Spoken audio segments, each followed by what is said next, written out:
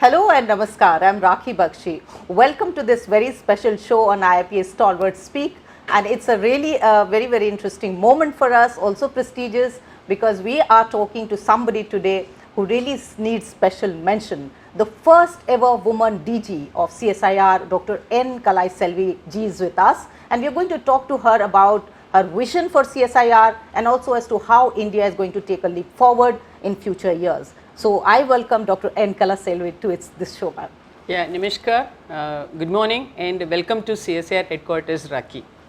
Thank you, ma'am. The first question obviously would be, as the first woman DG of CSIR, very historic, because I think after 80 years, we have a woman sitting there at such a leading position, also heading such a great prestigious scientific institution like CSIR. How does it feel and what kind of responsibilities also it entails, ma'am?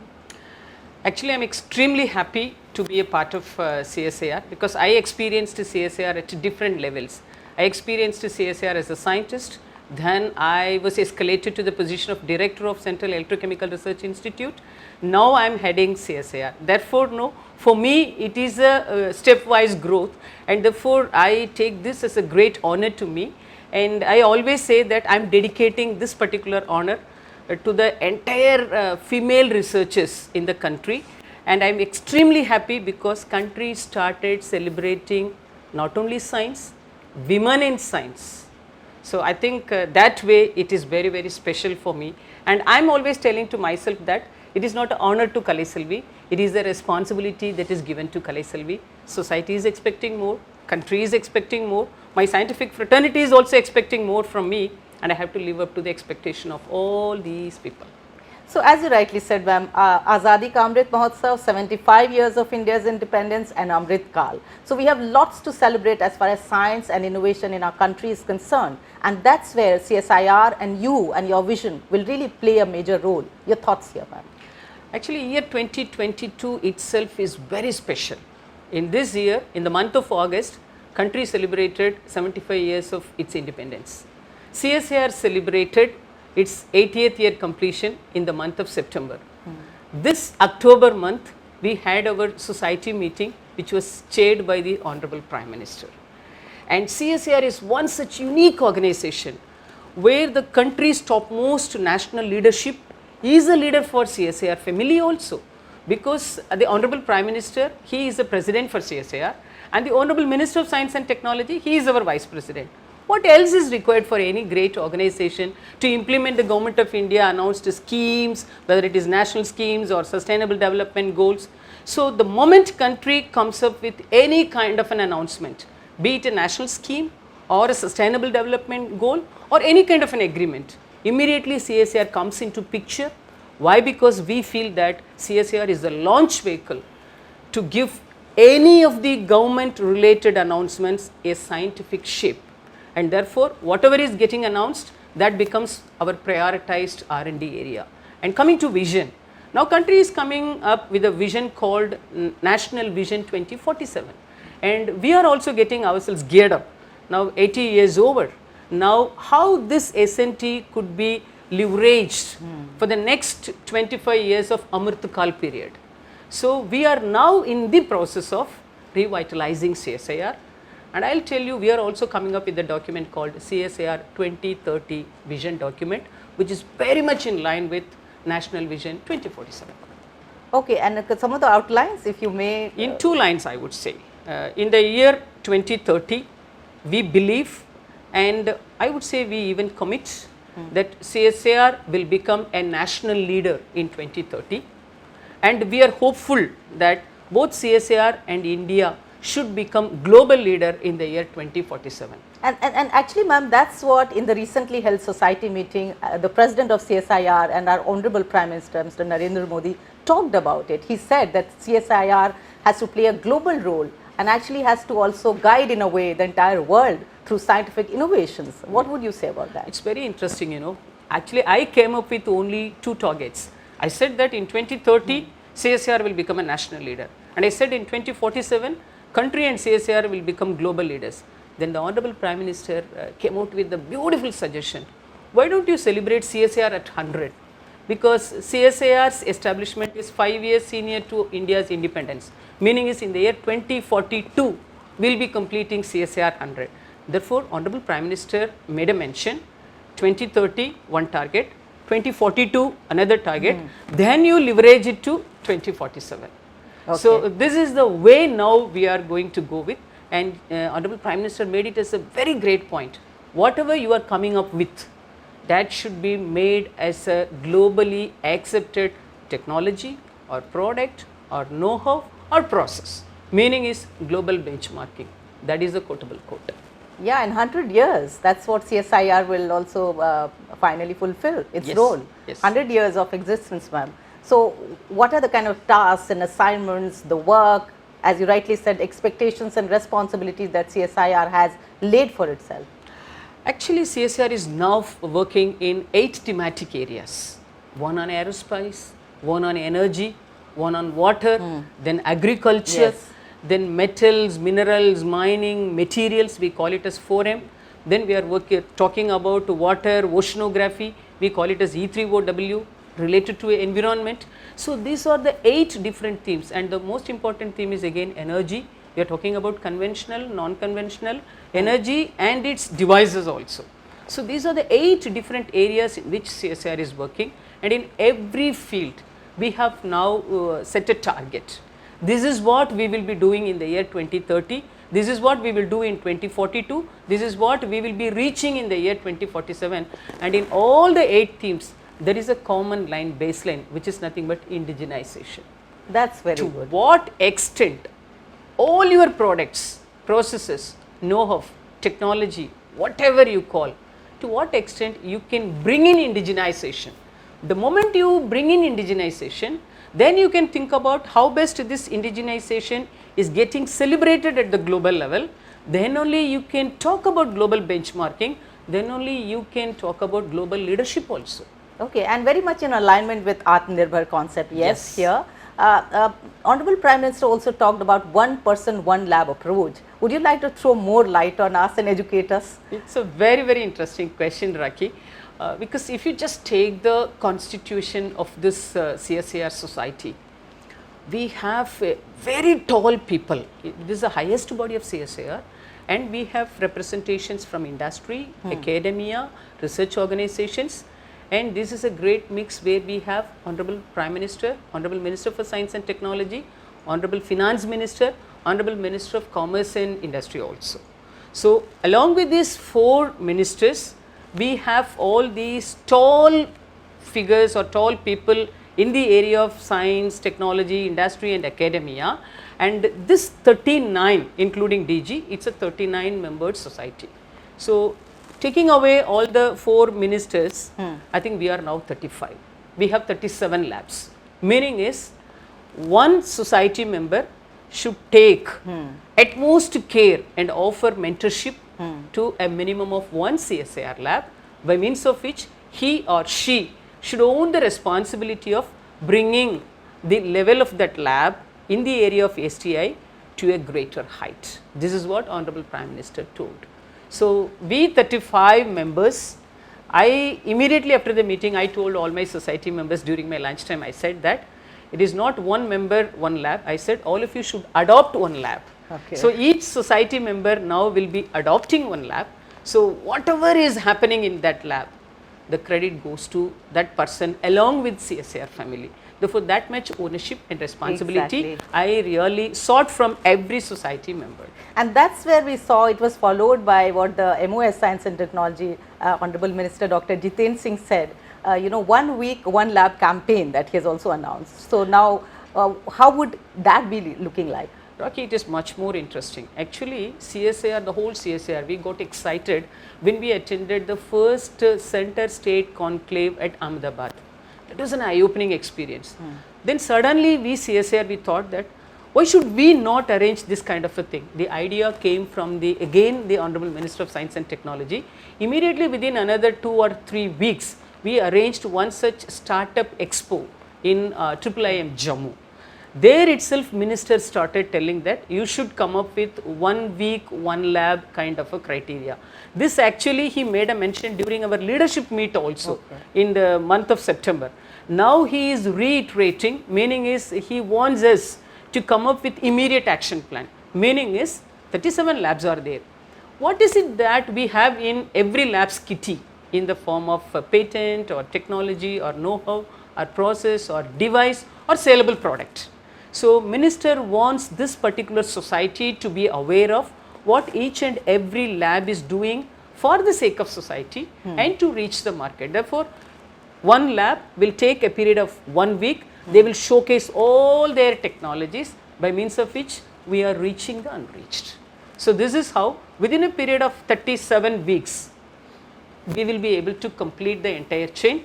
Then we will repeat it again. Within this 37 weeks, no, again each lab will be coming up with at least one more lead. Yeah. So then again we will repeat it after a particular time. A continuous process of development, Yes. I would say, that is on the cards, of course, and I think we are all very excited to look at it actually. One of the things also that Honorable Prime Minister said was how Industry Connect would be used by CSIR using the tools of science and innovation to reach at large the common people.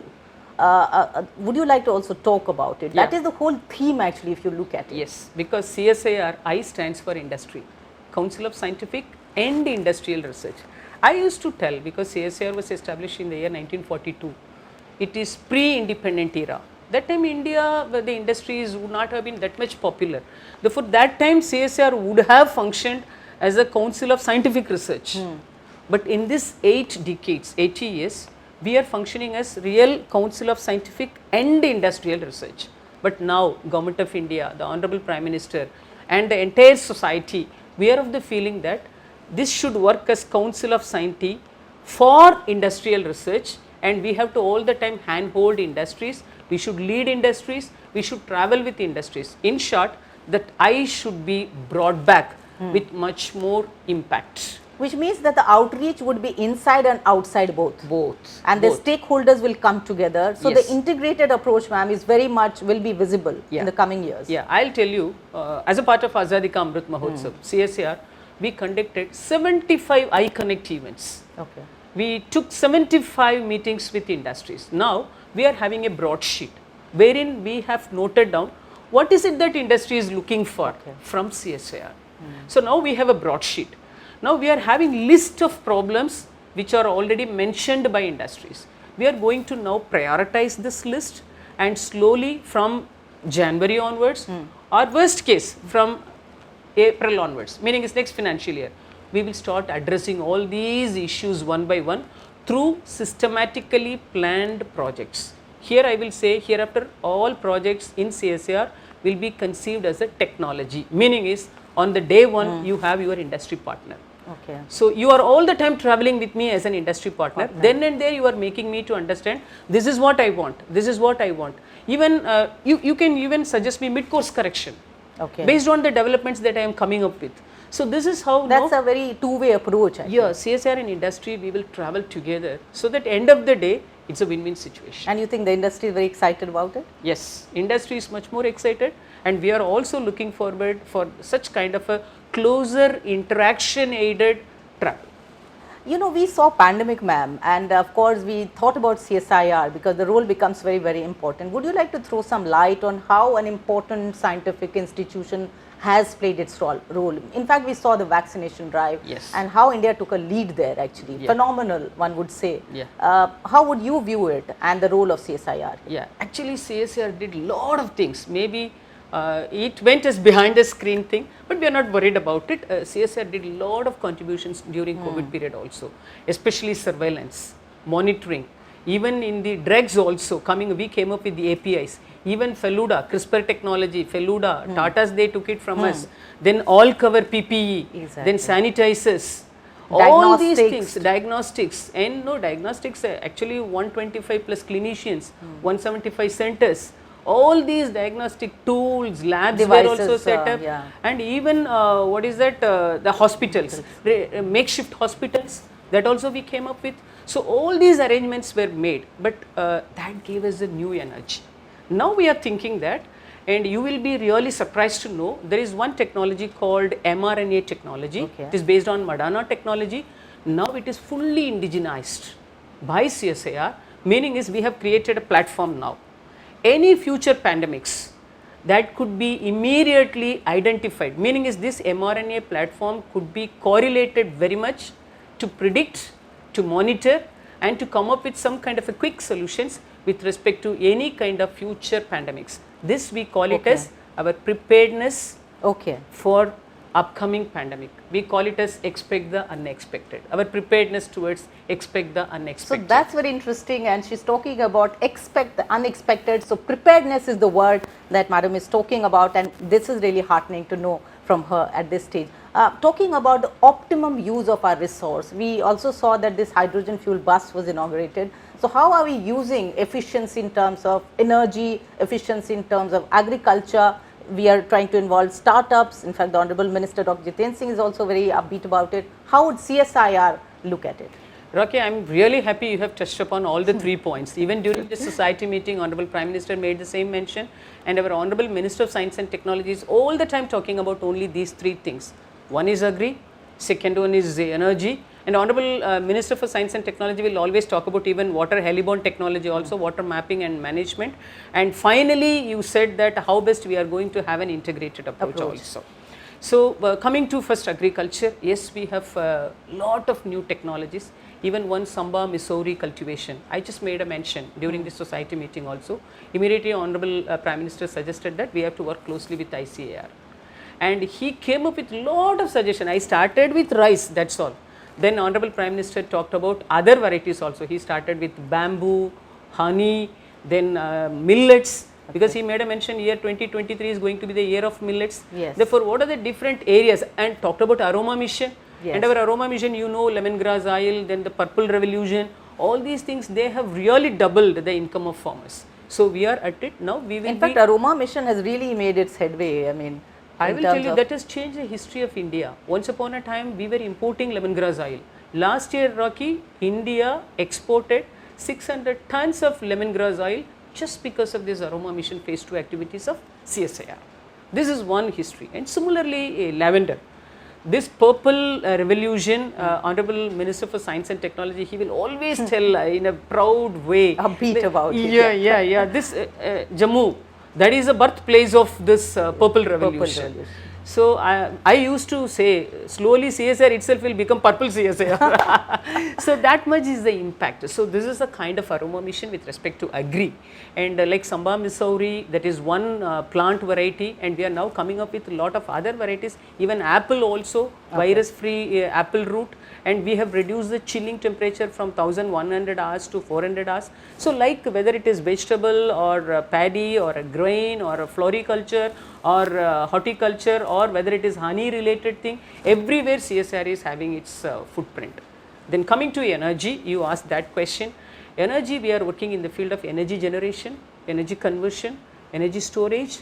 Recently we started one program on energy audit also, to have better energy management. Coming to energy generation, this is where green hydrogen is coming up with. So we have electrolyzer technology. And you know, Honorable Prime Minister came up with a very great suggestion. Ganga is very rich with water. Why don't you use the same Ganga pani and you can just try for green hydrogen. Meaning is instead of going for deionized water, can you think about this green hydrogen from this kind of a river water? Because we are even working on seawater electrolysis. So when you are working on seawater electrolysis, why don't you work on this river water also? And he made us to think about even wastewater to green hydrogen. He said that, is it possible? Please try. So this is how we got great directions from the Honorable Prime Minister. Then energy storage, of course we are working with different types of batteries, and we have the lithium battery plant also. So that is. How are you working on it in a renewed manner? Actually, no, once upon a time we were working only in the lab scale. Now we have come up with FTO, we have freedom to operate, and we have some IP protected formulations, and we have transferred the technology to 2 clients. Now one company, they are operating the CSIR established pilot plant in Chennai. So soon they will be coming up with 1000 lithium ion cells per day production. In next 3 years, they will be able to, not the same person, maybe CSIR I would say, will be able to identify an industry partner who will be able to come up with 15,000 cells per day. So this is the thing with respect to our energy. So agri is over, energy is over. I think we can do this interview for I don't know how many hours, because there's so much that CSIR is doing and you're leading it, ma'am. Yes. So like that, no, CSIR is such a wonderful organization, whether it is physical science, chemical science, engineering science, biological science, mathematical science, you name any science, except veterinary science, I would say. No, but so there is a lot of emphasis now on innovation and how innovation actually leads to larger good. So even Honorable Prime Minister talked about how students can be geared up, their skill sets can be mapped, competencies can be mapped, we can use artificial intelligence, we are already talking about drone technology. So this whole advancement in science and innovation and then leading it to, you know, what is on the ground happening. Would you like to really connect the dots? Yeah, I think you have given a lot of dots which are already connected. I'll try to connect again. See, starting from artificial intelligence and machine learning, I think having this as the core, no, you can now take the whole world in this particular umbrella, under this umbrella. So CSIR also started thinking in a big way about how best artificial intelligence and machine learning could be used for Industry 5.0. We are coming up with the PAN CSIR team for Industry 5.0, wherein AI and ML are the major components. This is one. You touched upon drone technology. Today we have a 20 kg payload drone which could be utilized for 20 minutes, and we used it for spraying the fertilizers in Uttaka Mandalam. It's a hilly station in Tamil Nadu. So there we already experimented it, and the farmers are very happy. Now they want us to give more service to them, and slowly we will be expanding it to other areas also. And during this COVID time, actually the same drone technology of CSIR was utilized to even distribute medicines at remote places. Even vaccine in some cases. Vaccines also. So this drone technology really gave us a lot of visibility. So that is one thing. And you asked about something else also. Like apart from drones and artificial intelligence, you talked about student and scientist connect. This is one important point that Honorable Prime Minister made a mention in the earlier meeting also.